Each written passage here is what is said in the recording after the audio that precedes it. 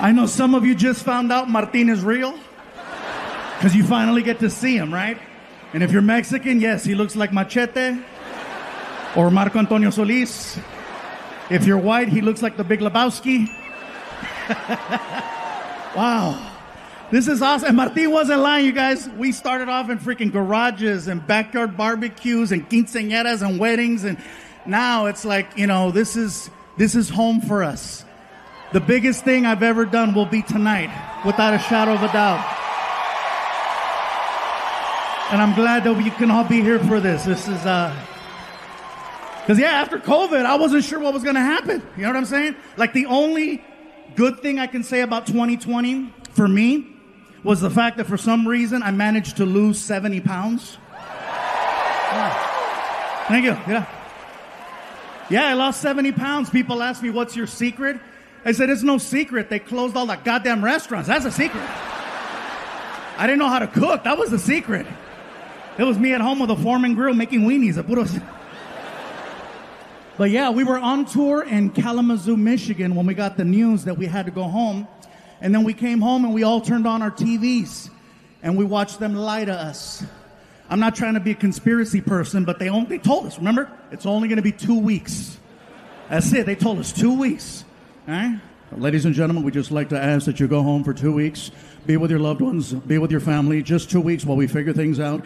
Dr. Anthony Fauci has given us some new information to go by. Just 2 weeks. That's all we need. Just 2 weeks.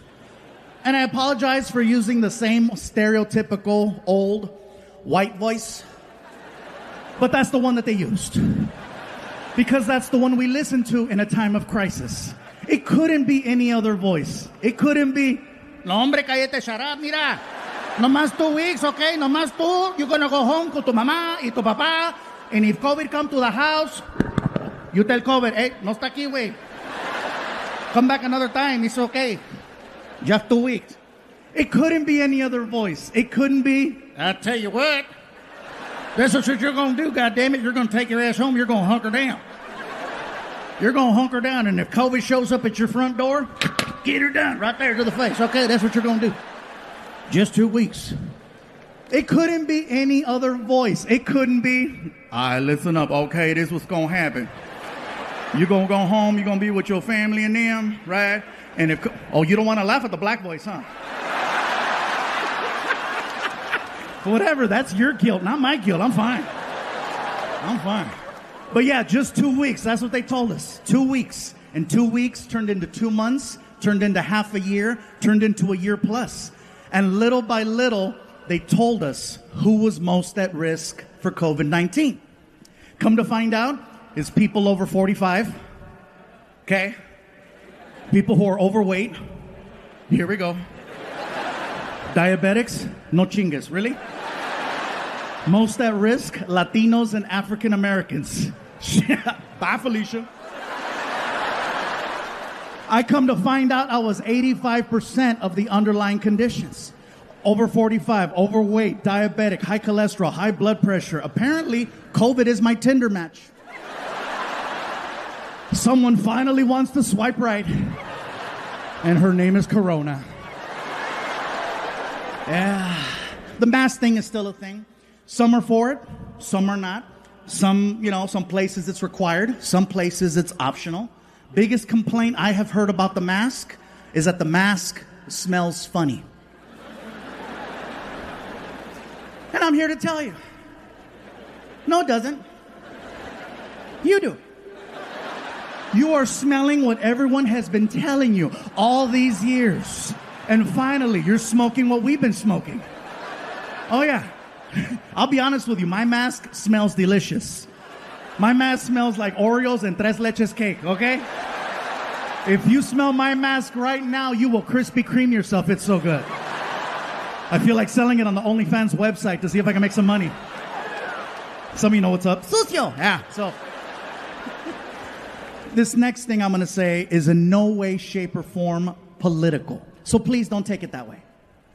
The vaccine. Look at some of you. Oh, here we go. Here we go. I knew it. I knew it was coming. I knew it. Look at him. He's got booster written all over him. Look at him. I'm not here to tell you what to do with your bodies. I'm just here to share a story. I got vaccinated, okay, and I'm not saying it to get approval. I'm just telling you because, hey, look, I was 85% of the underlying conditions. At this point, I'm rolling the dice. Plus, I wanted to work. I got the vaccine, but it was one of those things where, in the beginning, when you wanted to get the vaccine, you couldn't just walk into a CVS. You had to make an appointment, and it was a drive out. You couldn't just show up. Because I tried. Oh, I tried using the face. I'm like, hey. Apparently this only works at Red Lobster. Oh yeah, I could show up at Red Lobster at 8 o'clock on a Saturday. It's on. Do you have reservations? It's fluffy, make biscuits! But for the vaccine, no, I made my appointment like everyone else. It was a drive-out location, There's a little speaker box. May I help you? This is very familiar. Yeah, let me have a large vaccine. Pfizer, Moderna. I got a coupon, whatever's free. Pull up to the window. And then I pull up to the next window. And then a guy who's all covered up. He's got the whole,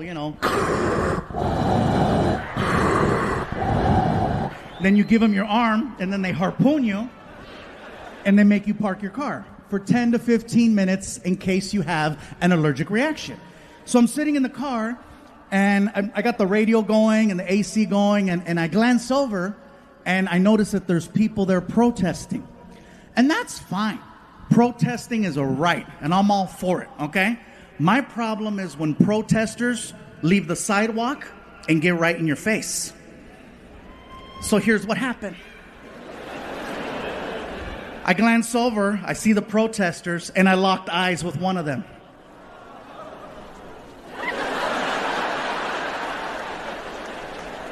And I could do this all day. I'm in the car, right? Like, what?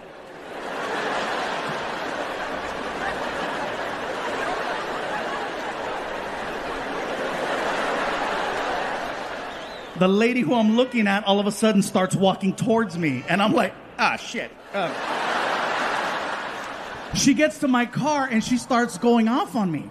And I have never had a complete stranger go off on me for no reason at all. She gets to the car and she's like, you are so stupid. You are so stupid. How could you get the vaccine? How could you get the vaccine? You have no idea what you just put inside your body, dumbass. I didn't know what to say. I was like, bitch, I eat chorizo.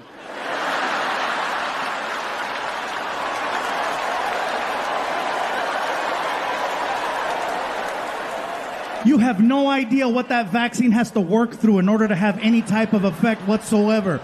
It's got to go through years with the chorizo, chicharrón, carnitas, carne asada, freaking hot dogs, bologna, spam, menudo, caldo de res. Oh. It's got to go through the gauntlet.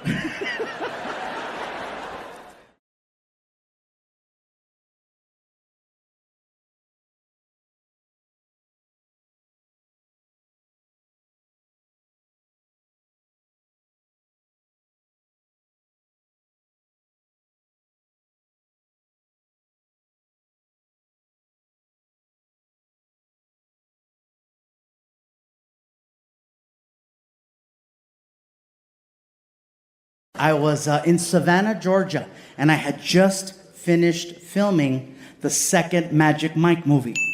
Now, yeah, I know. For those of you that don't know, I was in Magic Mike. Yes. I know, I was the only one who didn't get naked. Magic Mike, not Tragic Mike, so let's remember that, okay? I was the only one who didn't get naked, so here's the thing. After the movie, after we wrapped, my manager, Joe, tells me, he says, dude, man, congratulations on another project. I want to take you out for a steak dinner to celebrate. I said, let's go. So he takes me to this restaurant called Ruth Chris Steakhouse.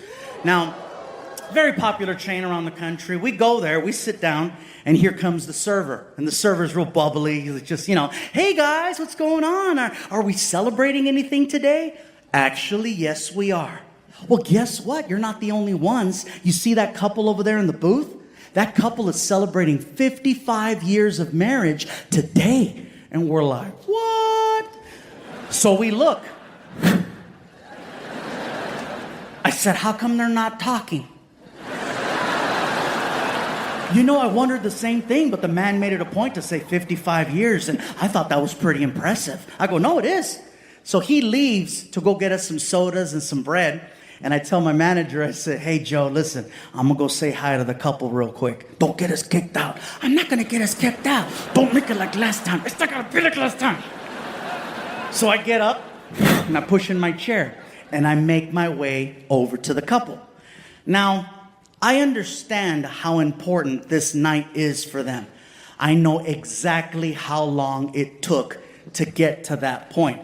And I am not trying to mess that up. But I have questions.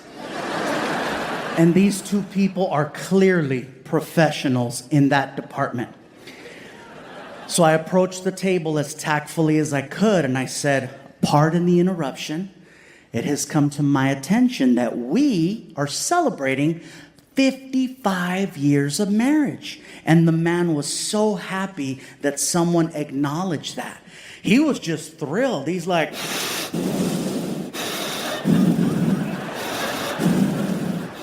that's right, son. 55 years ago today, This lovely lady sitting next to me right here said, I do, and we've been together ever since. That is beautiful. May I ask you a question? Absolutely. How come you're not talking? He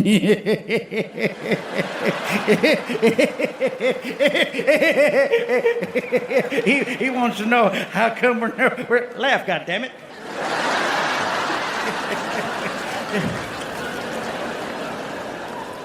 Son, when you've been together as long as the two of us have, you might have seen a thing or two.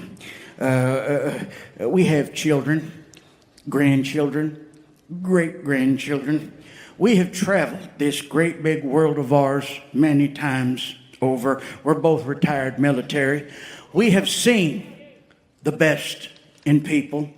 And unfortunately, when you're around and alive as long as the two of us have been, you've unfortunately seen the worst in people as well. We have had just about every type of conversation there is to have. At least twice. And after 55 years of marriage, well, hell, we're just trying to enjoy each other's company, even if it's in silence. I said, you've had every type of conversation there is to have? And I guess I triggered him because he was like, look at me! Look at me! I've been in combat. Nothing can faze me. Nothing can surprise me anymore. You don't say. So I took a step towards them, I grabbed my shirt, and I flashed them. And then I walked away.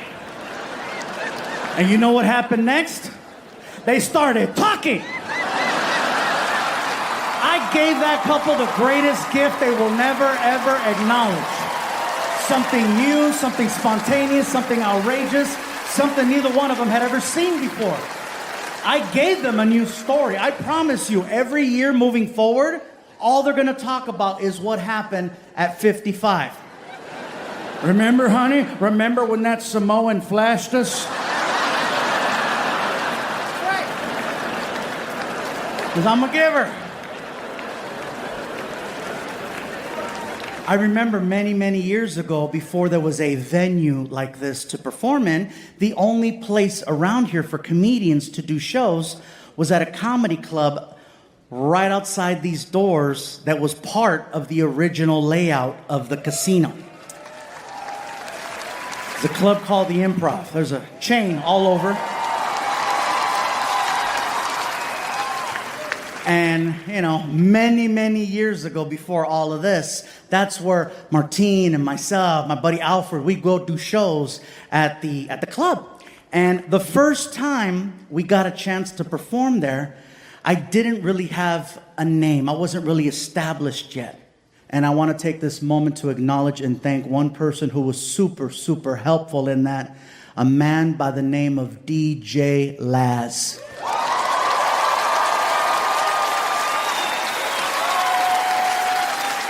That's right, people. The pimp with the limp. Oh yeah, Papa, yeah. It's your boy, DJ Laz. Oh, I love him, man. He's great. He's awesome. But yeah, he walks in circles. He does. He walks in circles. Nice guy. DJ Laz was one of the first people to allow me to be on morning radio with him. And he helped promote my shows. Not only would he allow me to go on his show and promote my shows, he would come to my shows and he would bring people and he'd watch and he'd sit and hang out and laugh. The man has a million things he can do in Miami, but he'd come watch my show. And then the next day, Papa, come on the radio with me. We're going to talk about your show. And he would help me sell out these shows year after year after year. So, Laz, I know you're watching, Papa. Thank you. This is part of you, Papa. Muchas gracias. Thank you. Thank you.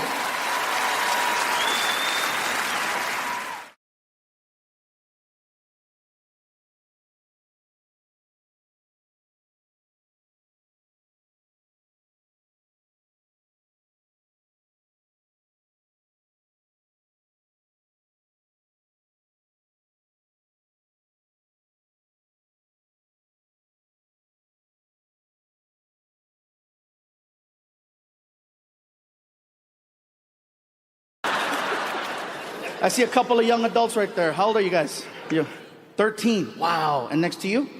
How old are you? You're 10. Okay. I am so sorry for what Martin said. 10 years old. But you know what though? I can't feel too bad because you know what? 10-year-olds are young adults. You are a young adult. I don't see you as a kid. A kid to me, first of all, is someone who doesn't have access to the internet. You have, I'm sure, a tablet or a cell phone or access to online services, right?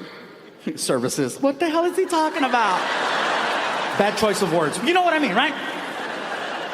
You've probably seen and heard a few things already, and the parents are like, no, not my child. No, I lock their phone. Yeah, but you don't lock their friend's phone. I feel bad whenever I say something that's kind of like risque, whenever parents bring like a 4-year-old, 5-year-old, 6-year-old, and yes, it happens. Then I feel bad because then I'll meet them after the show and I'm like, I am so sorry for what you heard me say. And it's always funny to see the parents say, oh, they hear worse at home. Nothing like watching a 4-year-old confirm that, just...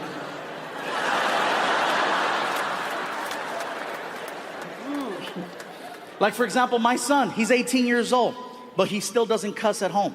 Okay, now whatever he does in public, I have no control over, but at home he knows he cannot cuss. One time in like 13 years, I caught my son cussing at home, and I couldn't even get mad. He had fallen down the stairs. I don't mean to laugh, but think about it. What am I gonna do to him that's worse than what he just did to himself? I heard it too. Son of a bitch! I ran over. I didn't even check his safety. I was like, what did you say? You earned that one. I said, if you want to say the F word, next time let me push you.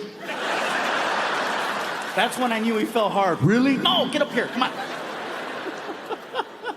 Well, cool. Welcome, you guys. I hope you have a good time. I know you're getting nervous, Dad. You see me talking to you, you're like, what's he telling my son? No, nothing. Nothing. Being cool. But thank you for trusting me to bring your kids to the show. For your young adults, sorry. Thank you for trusting me to bring your young adults to the show. And by the way, I know I keep pointing at people in the front right here. If you're here tonight with someone you have no business being here with, and you see a camera coming by, just be like, hey. Victory! They're very respectful. They'll go to the next person. Don't even worry about that.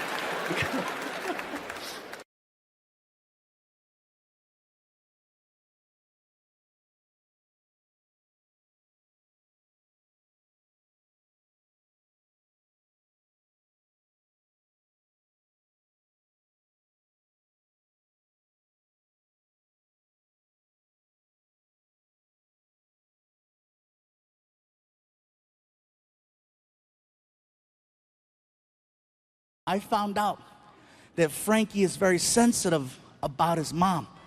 And he's at the age right now where affection really bothers him.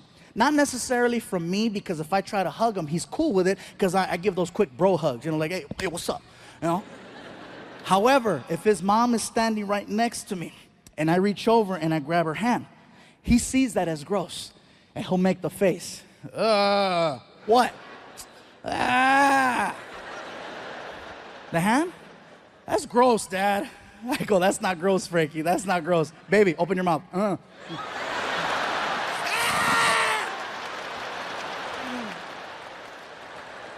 That's his weak spot, and I go for it every single time.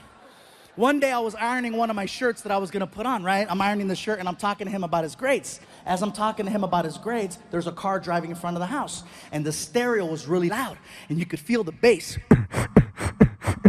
So I started dancing. Oh yeah. Frankie starts laughing, right? And it felt good. I was making my son laugh. But then he starts pointing. Why are you pointing? Because you're fat. Your fat's going everywhere. Your fat's going everywhere. I go, really? My fat's going everywhere? Well, guess what? This fat makes your mom horny.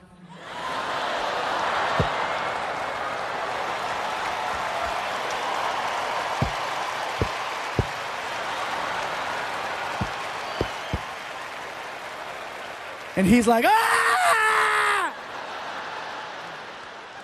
If I ask him to do something and he doesn't do it, like for example, as parents, you want your kids to go to sleep by a certain time because you need them to wake up in time to get ready for school.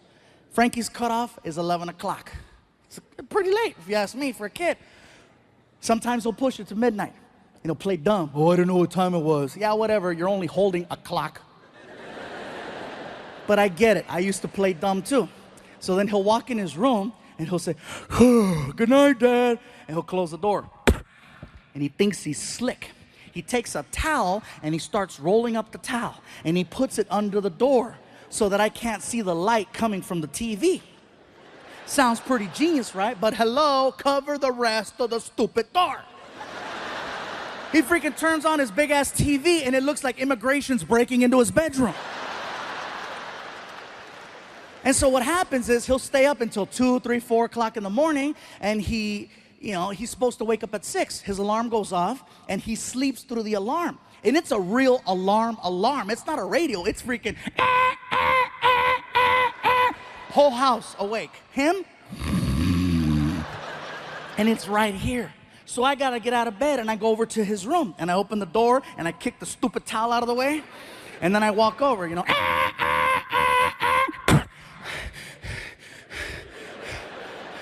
and I yell, Frankie! Frankie! Nothing. So I shake him. Frankie, wake up!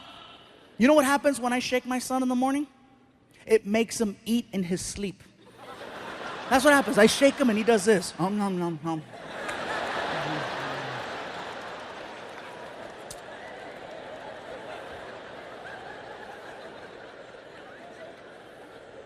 So you know what I do? I get on top of the bed and I slowly lay on top of him. And I apply my full weight, bro, all of it, slowly, and you could hear him. Oh God, oh God, you're too big, you're too big. And then I whisper in his ear, that's what your mom said.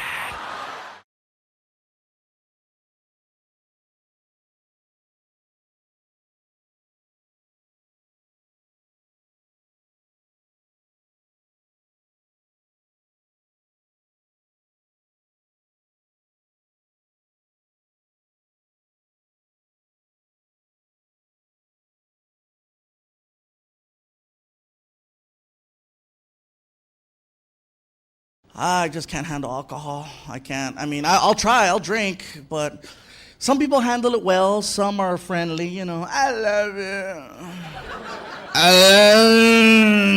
you. That's cool. Affectionate drunks are cool, But some drunks are like, they have issues, personal problems throughout the week. They don't talk to anyone. They just keep everything stored up, and they have one too many drinks, and all of a sudden, I don't like you. I never liked you.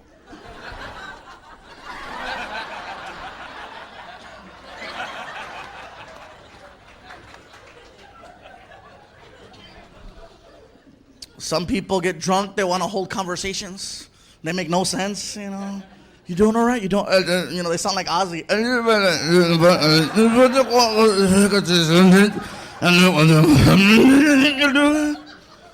Yeah. I'll tell you guys right now, who I've seen has the biggest problem with drinking. Women under 24. Now look at some girls are like, yeah, and some are like, whatever, Fluffy. Not all women, but from what I've seen, it never fails. There's a group of girls that gets together. One girl elects herself team captain, tries to rally the troops, right? Oh, it's so ridiculous. Okay, look. Okay, shut up. We're all gonna go out tonight. It's gonna be so much fun. We're gonna take my car, so leave your car. We'll take my car, so leave your car. We'll take my car, so leave your car. Ready, ready, ready? Let's go. They get inside the car.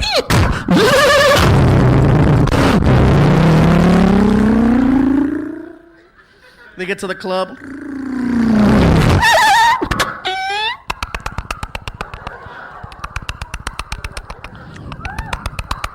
Oh, my purse.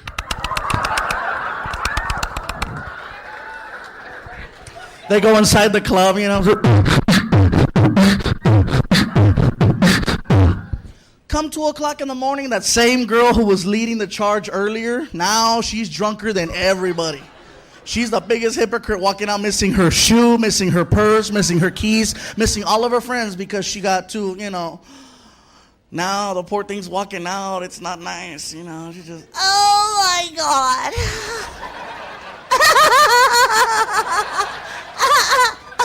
Oh, where the hell did you just go? I gotta pee. Oh. Then she winds up outside on the curb crying, mascara's coming down her face, BP mark on her leg, crying. Oh my God, I'm so wasted. Who the hell is gonna take me home? Hey, what's up? How you doing? What's your name? Oh, my name is Gabriel Iglesias. Enrique? Whatever.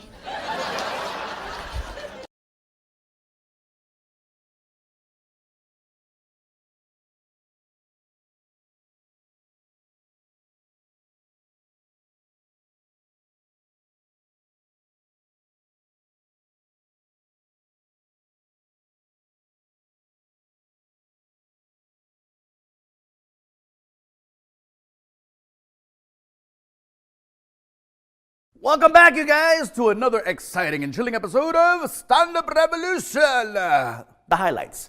I try to make it sound impressive, but, you know, it is what it is. This is really cool, you guys. I'm actually here hanging out at Maker Studios. He's back with Maker. What happened? Nothing happened. I just took a break. I didn't have nothing to say. They didn't have nothing to do. So the two went together, and now we're back. It's great. There's a lot more space, and craft services is amazing. Phenomenal. So this week, you guys, I wanted to feature a good friend of mine who's going to be traveling with me to India very soon. And what a coincidence. He's Indian from Dallas, Texas. I want you guys to enjoy, sit back, relax, and check out my friend, Mr. Paul Varghese. Good. Quick word of advice. If you are not Indian and you see a movie about India, don't think all of a sudden you can relate to me. Like we have this magical connection. I get this literally once a week for the last 3 years. Oh my God, you're Indian. Have you seen Slumdog Millionaire? And that's wrong, because you wouldn't do it to anybody else. Oh my God, you're black. Have you seen Big Mama's House? Oh my God, you're Chinese. Have you seen Kung Fu Panda? Oh my God, you're so damn ugly. Have you seen Shrek? Oh my God, you only have one leg. Have you seen Footloose? Oh my God, you're blind. Have you? Oh, you haven't seen anything, have you? A lot of my white friends forget that I'm not white. You know, they say stuff like this to me all the time. Why are you running late? I drove 90 miles an hour all the way down here. I'm like, yeah, because you're white. You're allowed to do that.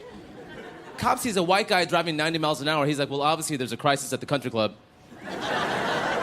If a cop sees me driving 90 miles an hour, I better be racing Vin Diesel and 2 other Chinese dudes, you know?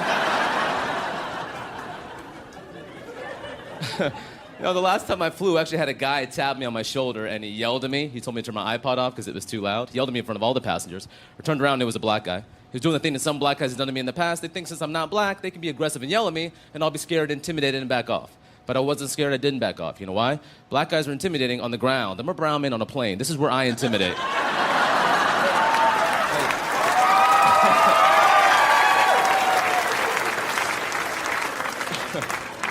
Like the sky is my hood.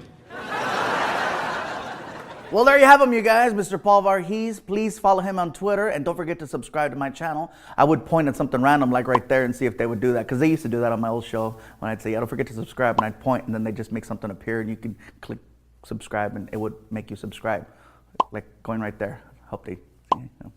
I'm just pissing off the editor. Here we go. Son of a bitch. He keeps pointing, man. Freaking ass. All right, you guys. I'll see you next week right here on Stand Up Revolution, the highlights.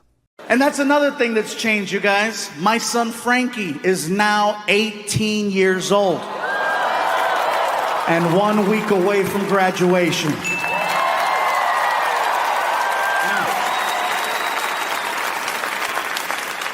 You guys are clapping, but he's not leaving. I've already asked him, I said, Frankie, what do you want to do with your life? Have you thought about college? Just now. I'm like, Frankie, you do realize that all you need to do is get accepted. I tell a lot of jokes. I will pay for your entire college education no matter where you want to go, as long as you get accepted. What do you think about that? I say, you know, if you want to go to school in California, we'll make it happen. You want to go to school out of state, we'll make it happen. I said, hell, I'll even do one of those international programs. You know, the ones where you give them one of your children and then they give you one of their children? What is it called when you kid swap? Thank you. Sorry. That's right. Exchange. Some of you are like, that's called human trafficking. Different program. I would love to do an exchange program with my son, but don't give me a regular kid. If I'm going to do an exchange program, give me a kid from like a hardcore third world country so that he appreciates all the basic things most American children take for granted.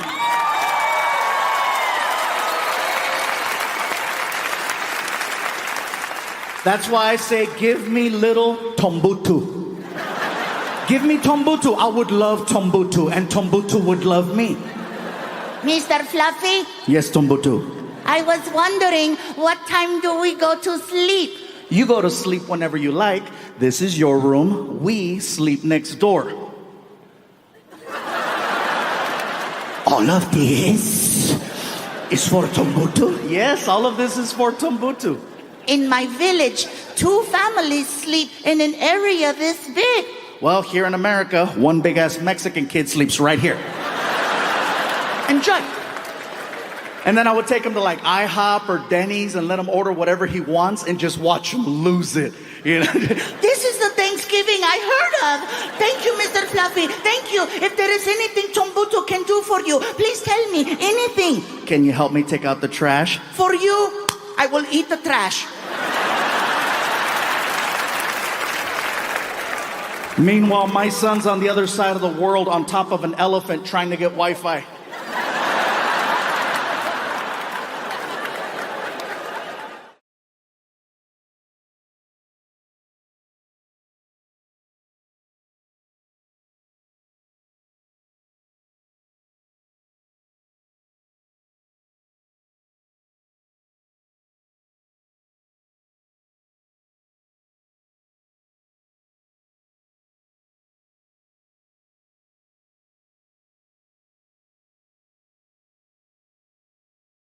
Do you think your mom would like to meet Vicente Fernandez right now? I said, Emily, let me tell you something. If she says no, I want to meet him. I'll be right back. Ama, dime, mijo. Emily wants to know if you would like to meet Vicente Fernandez right now. Mijo, That sounds nice. All right, Emily, she's in. Emily goes, Is she even a fan? I go, trust me, that's her reaction. She's good. She has the whole house covered with Vicente Fernandez records and cassettes. Okay, we're good. So Emily comes back and she puts these special VIP bracelets on us with a little click, and she walks us through a door into the backstage area. As soon as we went through the door, I knew exactly where we were. I was just there a week ago. So I got my mom arm in arm, and we're walking down the hallway, okay? Come on, Ma, let's go. Let's go. We're walking down the hallway, and we're getting closer and closer to Vicente Fernandez's dressing room. The door is wide open, and I can hear a commotion coming out of the dressing room. And then a man and a woman exit the room, and the man is holding onto the woman's shoulders, and he's like, it's okay, it's okay, it's okay, it's okay. And the woman looks destroyed, okay? Mascara's running down her face. My mom sees that, and she's like, Mijo, did you see that? Did you see what the mascara? What the mascara parece puta la cabrona.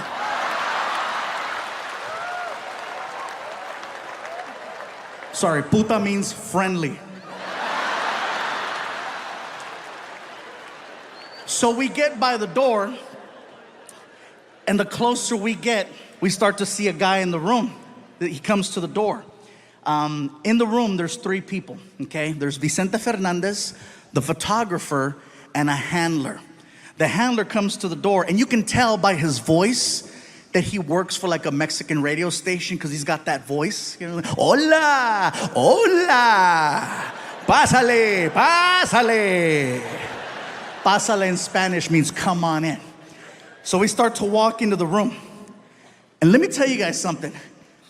If you grew up listening to Vicente Fernandez from a young age and you get the opportunity to meet him, it is seriously a religious experience. My mom and I are entering the room. The only thing missing is the freaking Nomines Patres en el nombre de San. You don't look at him, you look at the floor.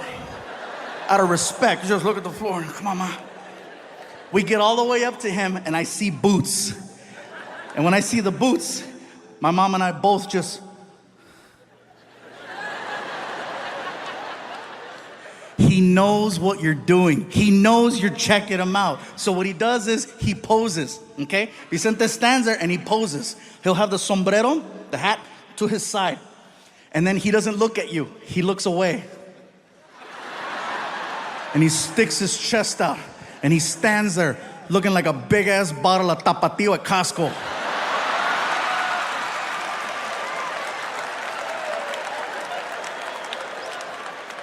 And then he looked at me. And he recognized me. Not as a comedian, but because I was there the week before and my photo was hanging outside his door. It's whoever's there last, you know, they always rotate the photo. So he sees me and he's like, Mijo, tú eres el muchacho que está en la foto, que está allá afuera. I go, yeah, that's me outside, yeah. Hola.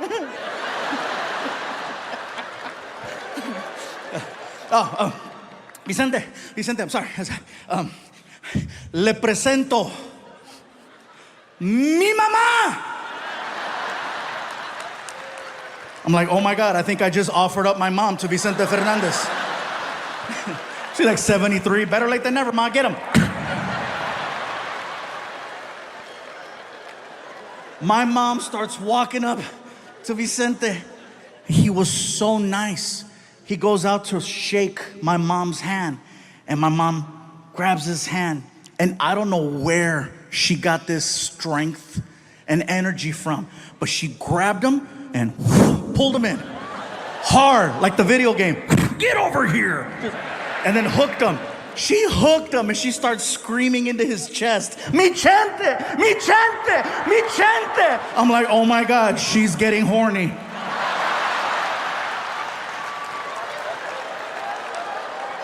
And he knew too. Because he was like, you know, quítamela, quítamela. The photographer, the handler, and me, the three of us is what it took to pull her off of Vicente.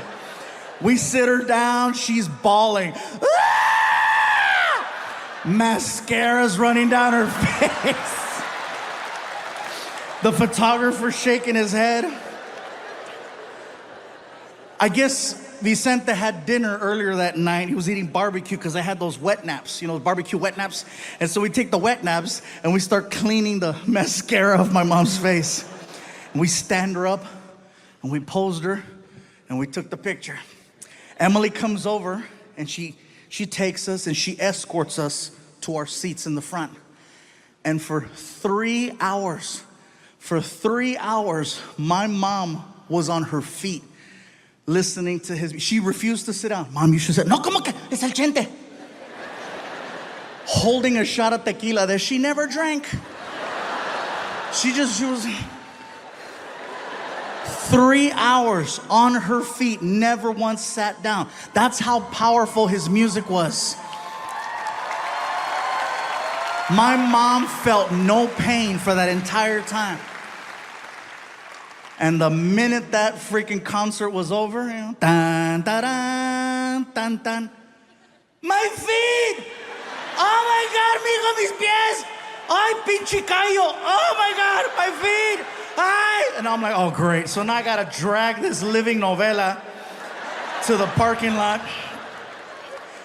I helped her into the car. My feet! I told you to sit down. You don't sit for Chente. Here comes Emily. Did you guys have a good time? I go, Emily, we had the greatest time. Thank you so much. I got something for you. I go, what's up? And she hands me an envelope, and I open it. And inside the envelope is the picture. She printed it out for me. And when I looked at it, I got so choked up because I have never seen my mom so happy in a picture. And it's not that she wouldn't smile. She would smile, but it was that, 1, 2, 3, cheese.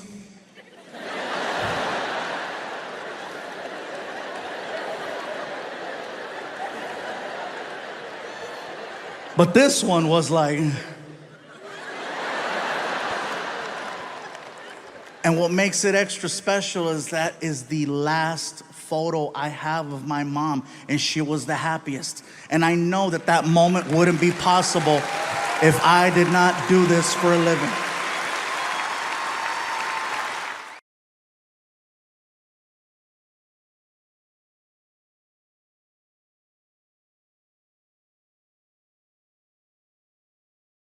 You're watching Friday Night Stand-Up with Gabriel Iglesias, getting fluffed up for his Fluffy Shop tour. Mr. Iglesias, your comedy enhancement is complete. You're better than you were before.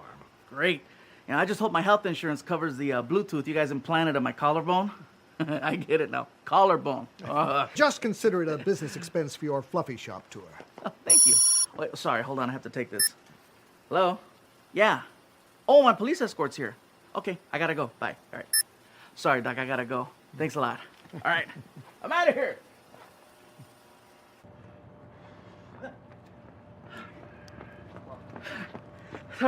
Sorry, I'm late. Dude, you're my police escort?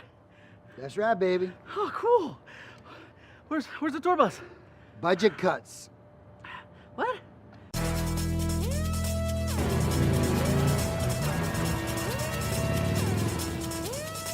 You've been watching Friday Night Stand-Up with Gabriel Iglesias. For more Fluffy Shop tour information, go to jokes.com.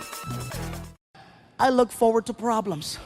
I like problems because if there's problems, Frankie and I can work on it together to find a solution, right? And I see that as a great form of bonding.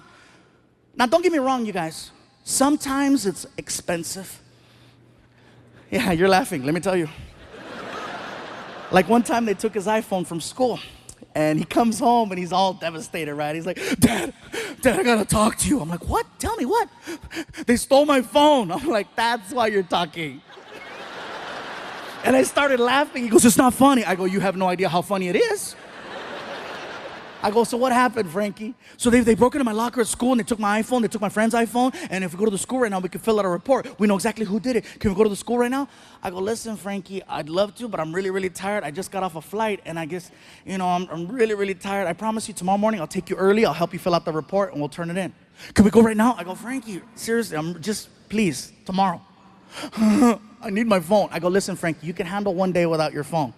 He's not getting his way. So he turns around and he yells at the ground and he goes, they took my phone! I looked at him and said, hey, you took my freedom. You don't hear me screaming.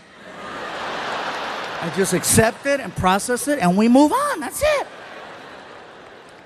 So then he asked, what's gonna happen? I go, well, I'm gonna go upstairs, take a shower, and probably go to bed. No, what's gonna happen if I don't get my phone back? I go, that's a good question, Frankie. I don't know. You're not gonna get me a new one? No, dude, I already got you a phone. It was your responsibility to take care of that phone. It's not fair. I go, life's not fair, Frankie, okay? But things happen. You should get me a phone. Dude, seriously? And then he looks at me and he says, and this kind of messed with me, he goes, you should get me a phone. It's nothing for you to get me a new phone. It's nothing for you to get me a new phone. Bay Area, my son thinks that what I do is easy. He thinks it's easy because all he sees when he attends 1 or 2 shows per year is that I walk out on stage, you guys start chanting, and then cool magically appears in his room. He doesn't realize that this is actually a job and there's sacrifice that comes along with it. So I told him, I said, listen, Frankie, how about this? How about you explain to me why I should get you a new phone? And if it makes sense, I'll do it right now. Go. I need one. I said, no, Frankie, you're a teenager. You don't need a phone. A cell phone for a teenager isn't a necessity. It's a luxury, okay? It's not a necessity. It's a luxury.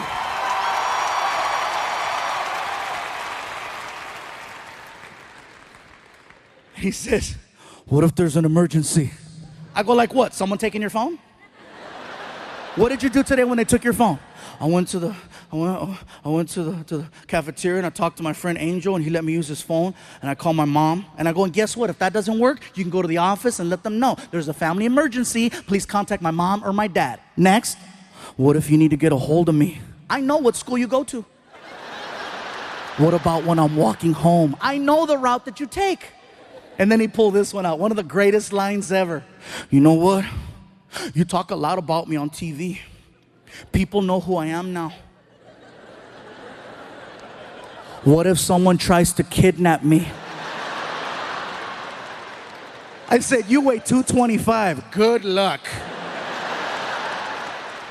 They are not kidnapping your ass without an iPhone and a box of Oreos. That's the only way that's gonna happen. I said, Frankie, do you realize how lucky you are? You had a phone. I didn't have a phone in school. Your mom didn't have a phone in school. If we needed to make a phone call, we had to carry change or we had to call collect. What's that? Oh my God. Trying to explain the concept of a collect call to my kid is like trying to explain rocket science. He'll never have to deal with it. He'll never know what it's like to be out late somewhere and have to use a phone. First of all, to find a payphone. If you see a payphone now, you look at it like, oh wow, they forgot to take it down. Get your camera, take a picture, because that's gone. Take a picture. He'll never know about staying out late at night and having to use one of those nasty phones and taking off that receiver. You know, the nasty one that has gum and gonorrhea all over it, right? And you got to keep it far away from your face so you don't get infected. And then you make that phone call. You know that freaking, when you make a collect call back in the day, it was expensive. He's not going to have to do that now. Back in the day, if you made a collect call, it was a mission. It was a mission and it was expensive. If you called my mom collect, it better have been life or death. Or that's what it was gonna be. You called my mom back in the day, shoot, we were on welfare and Section 8. Every penny counted. You call her up, hello, and then she get the presentation. AT&T. Do you accept a collect call from caller? At the tone, say only your name. You had to get creative. Mom, it's me. Pick me up at 7-Eleven. 6 for her. I love you. Bye. Do you accept the charges? Hell no. I'm on my way, mijo.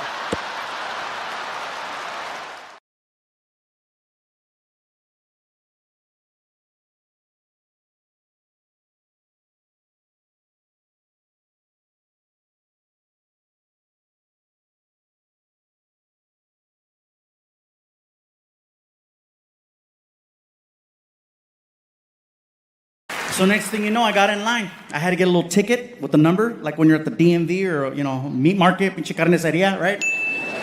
La bodega, número 5. Yeah.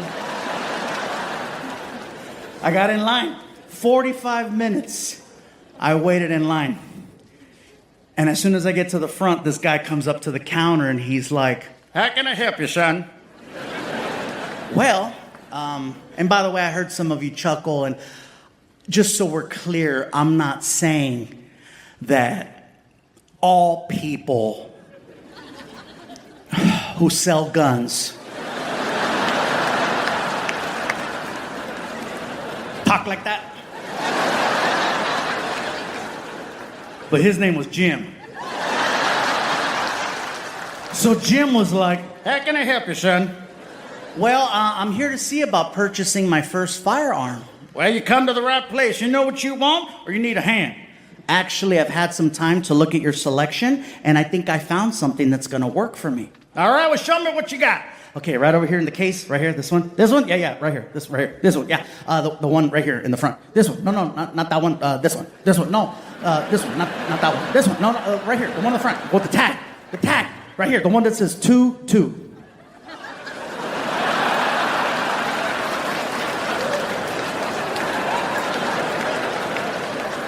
I'm sorry, did you just call that gun a 2-2?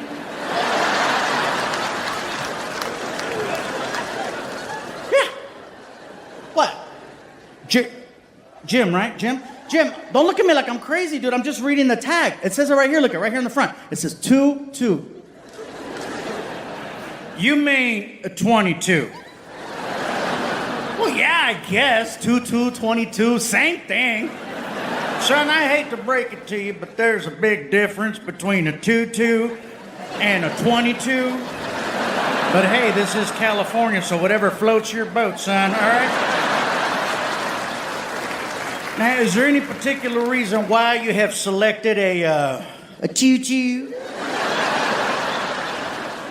Well, as impressive as your selection of guns here is, I recognize a lot of them from movies. It's a bit much for me. I'm very simple. This gun looks very manageable. It's small, and, it looks easy. Plus, it's on sale.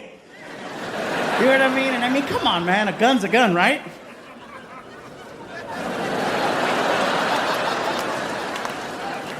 Not exactly. Is this not a good choice? Son, you want my personal opinion, or you just want to buy it and be done with it? No, please tell me if I'm making a mistake. Is a 22 a good gun or a bad gun? Son, in my personal opinion, you're better off tickling them as far as I'm concerned. All you're going to do is aggravate the situation. Okay, you're just going to piss them off is what I'm trying to tell you. Well, Jim, listen to my thought process. My whole idea for the gun is I'm going to use the gun more so like as a deterrent. So if somebody breaks into the house, they're going to see this big, bald Mexican holding a gun, and then they're going to think twice and then rob my neighbors instead. Son, if somebody breaks into your house and they have a gun, they're going to know you're holding a 22. And I'll tell you what's going to happen. They're going to take it from you.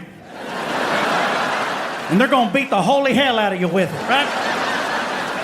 And the beating you're going to get from a 22 is going to hurt a hell of a lot more than the bullets coming out of a 22. That's for damn sure.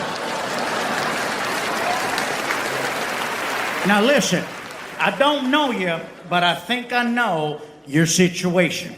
And correct me if I'm wrong. You want to protect your home. Yes. Your family. Yes. Your valuables. Yes. All right, follow me.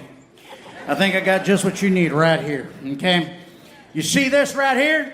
This here's a 9mm to start, okay? A 9mm is a solid firearm. 2 to the chest, that man is going down 10 out of 10. However, I got this special military-grade ammunition over here. I got this here bullet. It's called a spreader. Yeah, that's what I used to call my ex. Oh, she was a real pistol, too. Let me tell you, that's why I had to move here to California. She'll never find me here. So, this bullet, when it comes out the chamber, it opens up. And when it hits, it'll leave a hole about yay big. And stupid me, I said this. I said, people survive that? Survive? Survive? Son, you don't want them to survive. You want them dead as fried chicken as far as I'm concerned. I said, I don't want anybody to die. You don't want anybody to die? You guys hear that? You hear that? He don't want anybody to die. Yeah. Oh, yeah, you know who he voted for.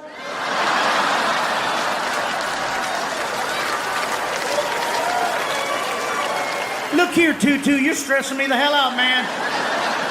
I want to help you, but you got to want to help yourself. So listen. I'm going to do everything in my power to get through this. I'm going to paint a picture for you, okay? You're home. Someone breaks in to your home. They have a gun. You have a gun. You have already told this person to leave or you will shoot. And they're not leaving. Matter of fact, they're doing the complete opposite. They're getting closer and closer and closer and closer. Now they're so close you can see the whites of their eyes. This individual is standing directly in front of you. You can see each other. This individual is prepared to do whatever it takes to leave with whatever they want, including taking your life. My question to you is, are you prepared to do the same? Are you willing to protect your family, your home, your valuables, and most importantly, yourself in this situation? What are you gonna do?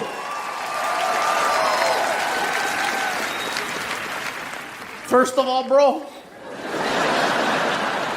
you should sell like life insurance, man, because you're missing your calling. I felt that. I felt it. If I'm cornered like that and I have absolutely no choice and my life is in danger, I promise you, Jim, I will step up, man, and I will shoot them right in the leg. I will.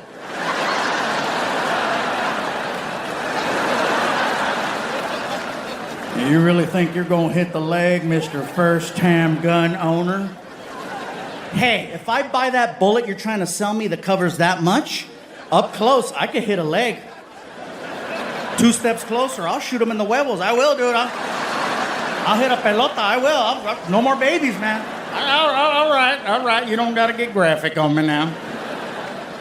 Son, you know what's going to happen if you shoot someone in your home, in the leg, and they live?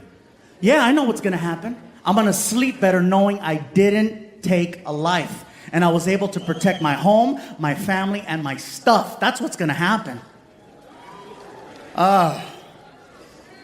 Clearly, you're a Disney fan. That's about the biggest fantasy I've ever heard right there. Son, I would ask you if you knew, but clearly you don't, so I'm not going to waste my time spinning my wheels on this one. I'm just going to call it like it is. If you shoot someone in your home and they live, they can come back and sue your ass. That's right. And here's the kicker. They're gonna win. That's right. They're gonna win. And not only are they gonna get everything they wanted to get when they first broke in, when it's all said and done, you are gonna cut them a big fat check. Now, what do you gotta say about that? Said that motherfucker's gonna die.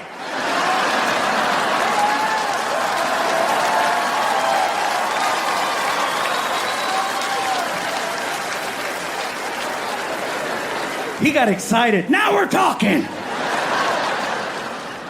I found out something that day. I found out that people that sell guns are a lot like people that sell used cars. They play on your emotions and then they start to upsell you and make you buy things you don't want or need. He knew I was scared because he kept saying it to me.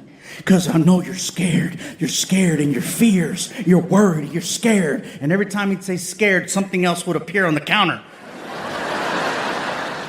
He sold me so well that when he was done selling me, I wound up with 4 rifles and 4 handguns and a case of spreader ammunition. I hear some of you clapping, and why?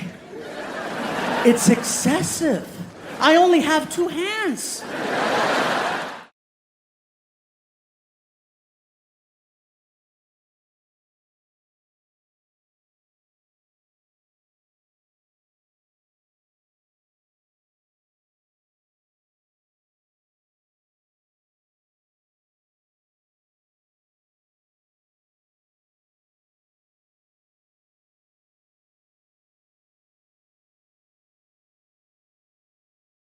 Now, when it first started happening, listen, guys, I'm not gonna lie, it was actually kind of cute because it was only other Mexicans bringing me these quote-unquote Mexican racist gift baskets. It started in LA after a show.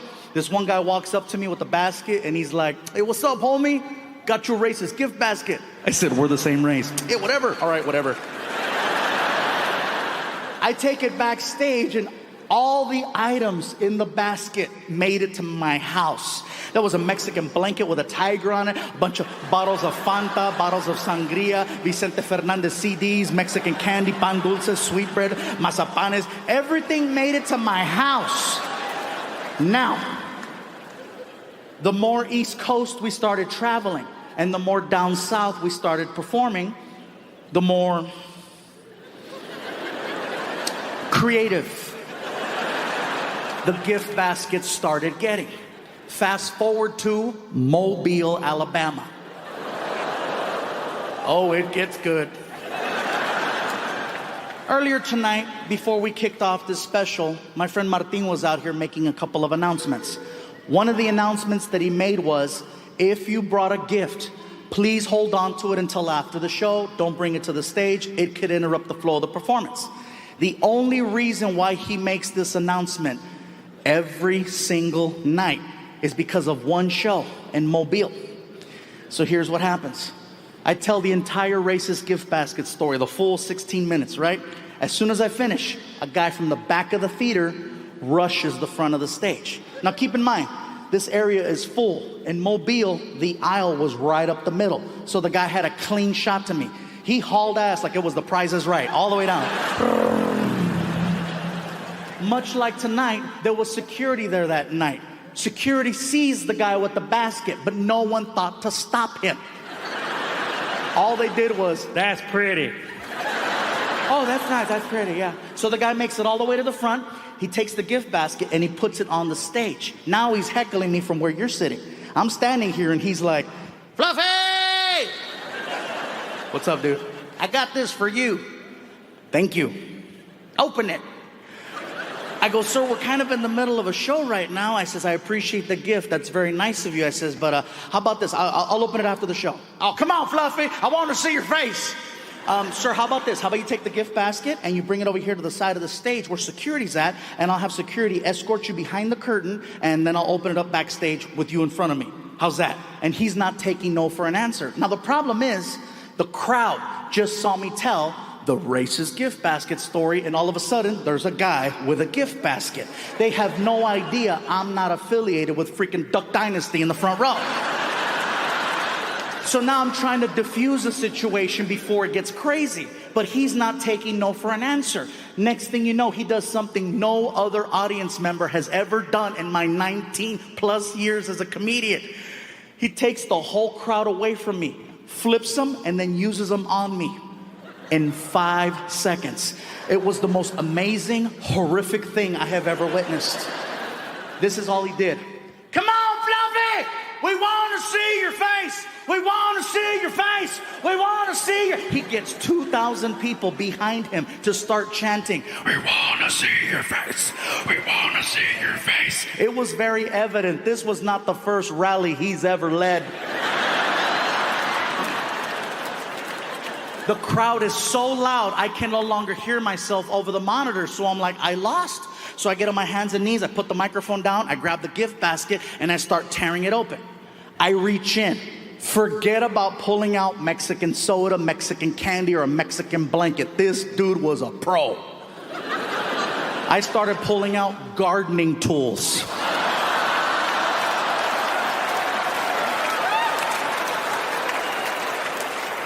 I'm pulling out a rake, a toy shovel, a toy leaf blower. Dig deeper, Fluffy, dig deeper. I pull out a soccer ball. I go, dude, it says Puerto Rico. They ran out of Mexico. I pull out a brick. I go, what's the brick for? The wall. I pull out an actual application for U.S. citizenship. I said, there's no way this can get any worse. Dig deeper. I was wrong. I pull out an old school box of Crayola crayons. You know the 64 pack that has a sharpener in the back? Okay. There's a window on the front of the crayons so you can see all of the colors that are in the box. All of the crayons in the box are brown except for one white crayon right in the middle. And I said, what the hell is that supposed to mean? And he looks at me and he says, welcome to my world.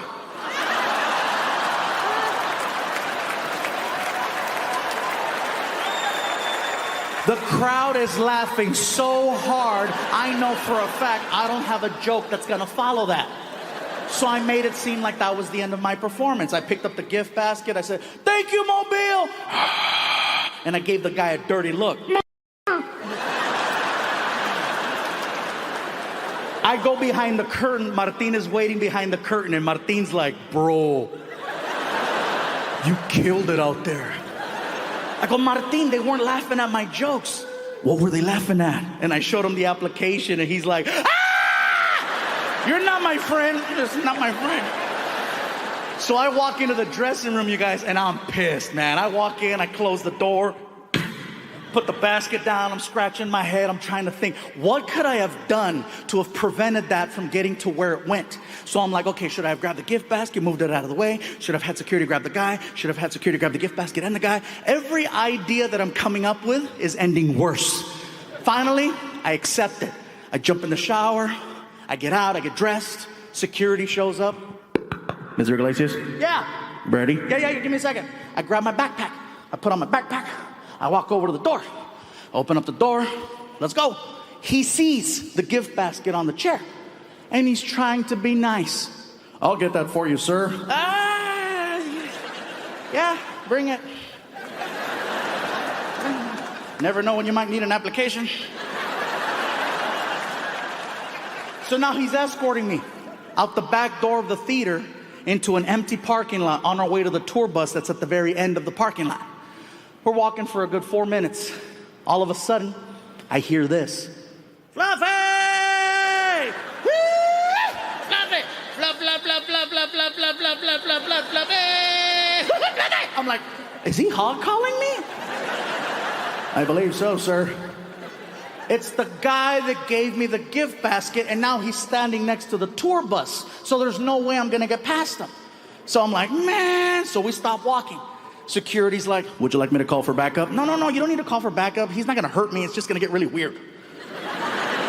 So I pull out my cell phone and I'm trying to text Martin. I'm like, come on, Martin, get over. He's not replying. The guy gets tired of waiting next to the bus, so now he's walking towards me, but he's doing it in a really weird way.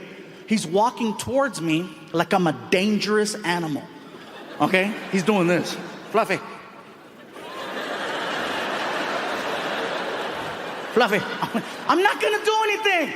And he walks over and he's just ranting. All right, look here, Fluffster. First and foremost, let me just tell you something right now.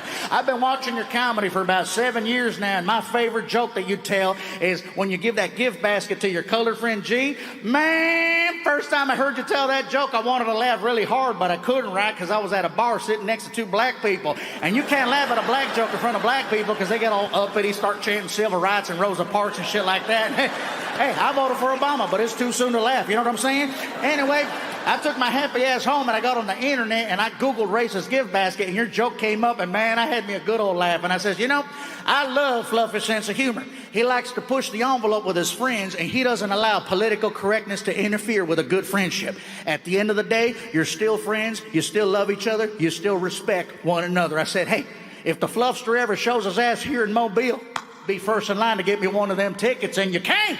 So I tell my friends, let's go see the Fluffster. I said, but first, I bet you anything he'd appreciate it if somebody were to get him one of them gift baskets like he got G, except we got you the UPS basket. UPS basket? What can Brown do for you? So, the problem is, you didn't laugh. You got offended, and I didn't want you to get offended, Fluffster. I wanted you to laugh, but the problem is that, you know, I didn't need you thinking that Mobile was a horrible place and we were horrible people. We were just trying to have a little fun with you the same way you had fun with your buddy G. We work very hard here, 40 plus hours a week myself, and the amount of money and time that we put into that gift basket is only because we love you. Hey, you have any idea how long I was on the goddamn internet trying to find an application for U.S. citizenship? In English? Are you shitting me? Everything's in Espanol. Hey, I voted for Obama. I ain't got time for that. The bottom line is that I'm sorry for interfering with your performance. It'll never happen again. I just wanted to say I'm sorry, and hopefully you'll allow me to take a picture with you. I'm sorry. And I was like, oh my God, I'm a dick. I said, listen, sir, you don't have to apologize. I should apologize. I didn't handle the situation the right way. But you got to look at it through my eyes. I've never had anyone take an entire crowd away from me. That was pretty good, huh? Will you listen? Yes, that was pretty good. Look, I'm very sorry that I got upset. First time that happens, I won't let that happen again. You don't have to apologize. I will be more than happy to take a picture with you. Now see, that's what I'm saying right there. That's what I'm saying right there. All my friends are like, the hell with that beaner. I said, nope, that beaner is good people.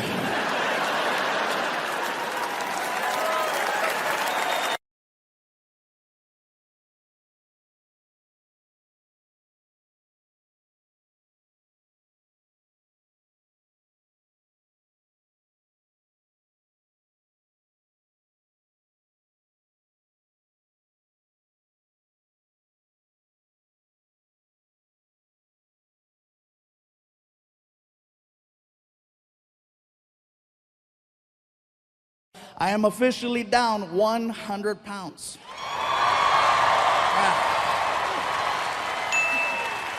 Yeah. I know some of you in the front are looking at me right now like, well, how big were you? I know. Hercules, yeah. Anyways, you guys, let me tell you what happened. Basically, I found out I was a little sick. I was diagnosed about 2 years ago, type 2 diabetic. Now, I maxed out at 445 pounds. Yeah, that's way past Fluffy, okay? Let's be honest, that's not even, damn! 445 pounds, that's borderline Discovery Channel fat. That was like, I couldn't leave the house, you know? He wants to go to the movies. It was really bad, you guys, and so I was waking up every morning with a 300 plus sugar level. Now, anyone who knows anything about diabetes, that is super high. And you do that enough times and eventually, clear. It's so hard to say goodbye. They buried him in frosting. It was the sweetest funeral ever. Everyone got a cupcake. It was so nice. I'm at the doctor's office, you guys, and the doctor tells me, he says, listen, Gabriel, you're 445 pounds, your weight is out of control, your diabetes is out of control, you're 35 years old, you will not live another 2 years. I guarantee it. And I got very emotional, you know, I was like, are you serious? He goes, 2 years tops. And I was like, but I just started making money. Well, it's gonna be a nice funeral. I was like, what an ass. So it took a lot for me to finally start doing something about it, you know, because it's not like this is the first time I try to lose weight. This has been happening for a long time, but somebody tells you you're gonna die, you actually wake up. So what it took the support of my friends, my family, and, you know, especially, I gotta give credit where credit is due. Martin, you guys, helped me out so much because he's always encouraging me to go to the gym. Let's go work out, bro. Let's go do something. And more importantly than let's go work out is, you know, we're on the road together 46 weeks out of the year, so we eat together a lot, and he's always watching what I eat. And if he sees me reaching for something I shouldn't mess with, he checks me. Especially breakfast. That's my favorite meal. I love breakfast. And they always put us at these nice hotels where they give us this continental breakfast with the buffet. And, you know, if I'm eating eggs and bacon and sausage, that's fine. Yes, some of it's fattening, but guess what? No sugar. If Martin sees me reaching for muffins or waffles, he makes a scene. He waits for me to get about 15 feet away, and he starts yelling in front of all the people at the restaurant. Oh yeah, he's still ghetto. I don't care if it's a Ritz-Carlton. Guess what? Machete's here. He starts yelling. He waits for me to get 15 feet away, and then he starts. Really, bro? You're gonna put that in your mouth, Fluffy? You know what that's gonna do to your body? Hey, have some self-respect. And he makes me cry at breakfast. I'm sad. I'm like, I don't want the muffin. I don't want it. I don't want the muffin. I'm not a little whore. I'm not a little whore. But see, that is a real friend who would check me and remind me, hey, bro, get mad at me all you want. I just want you to live. And I got to respect that. That's why I love that dude, you know? And in turn, sometimes I got to check Martin. Yeah. Believe me, you guys. It goes both ways. Sometimes I have to check him. Not about his weight, but he has his demons too. You know, oh, believe that. Yes, sometimes there's limited space at the hotels where we're staying at. So sometimes we got to double up on a room. And every now and then Martino brings some random girl to the room at 3 o'clock in the morning, wakes me up. I got to look at him and say, really, bro? You're going to put that in your mouth?